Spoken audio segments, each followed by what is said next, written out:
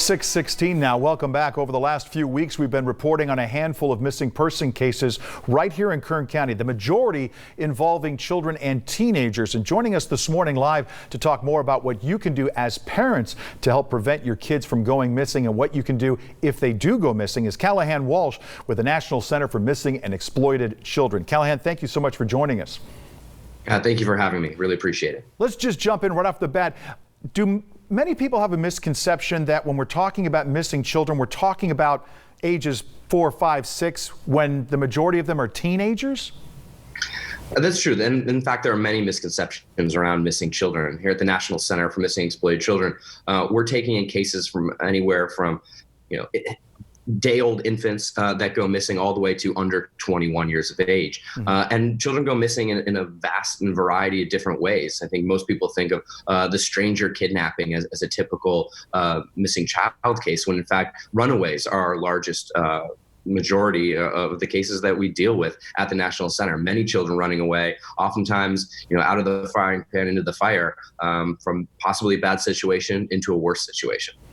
Right now, being in the middle of this pandemic the way we are, and kids missing out on the fourth quarter of their school year, doing it at home. Now we're talking about potentially this fall starting out virtually as well due to the pandemic. A lot of screen time out there for these kids. Is that contributing to some of these missing reports?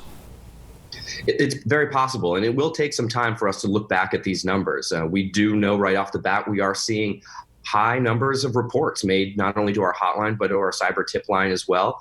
We know children have increased screen time, and so the would-be abusers and exploiters are using this as an opportunity to try to exploit more children. We have seen chatter on the dark web amongst these exploiters sharing best practices and tips, and why COVID is such a great time for them, because these children have increased screen time. But the lockdown has also caused children to run away in higher numbers. For those children who are recovered and possibly living in a group home, sometimes those group homes won't take that child back out of fear of spreading COVID to the other children. So it's a very tricky situation right now. What are some things that parents can do to sort of keep a better eye on their kids, especially their teenagers? Well, it's very important to empower your children with safe and smart decision making, because a parent can't always be there. And so we use a real world safety program called KidSmarts. We use an online safety program called NetSmarts.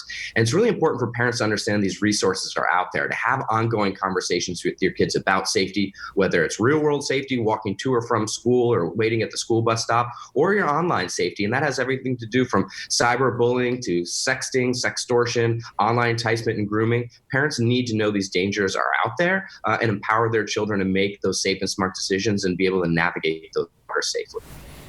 All right, very good. Callahan Walsh, and we're showing on the screen right now a couple of our local missing teens. Now we still have two missing, one of them Catlin Kinoshita, a local gal. And then let's go ahead and show this next one, because this one, 16-year-old Benjamin Sandoval, is on your site right now, that we picked up a youngster from Cal City, still looking for that young man right there. And I'd be remiss if I didn't mention, Callahan, that in case people don't know, your father, John Walsh, for many years, America's Most Wanted, carrying on. How is he doing?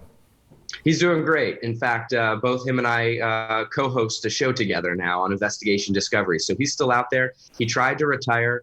He wasn't quite able to hang up those boots, and so he's still out there tracking down the bad guys, and I'm right there with them. Of course, my day job is at the National Center for Missing and Exploited Children, the organization that my parents co-founded after my brother went missing, an organization that's helped recover over 310,000 missing children to date.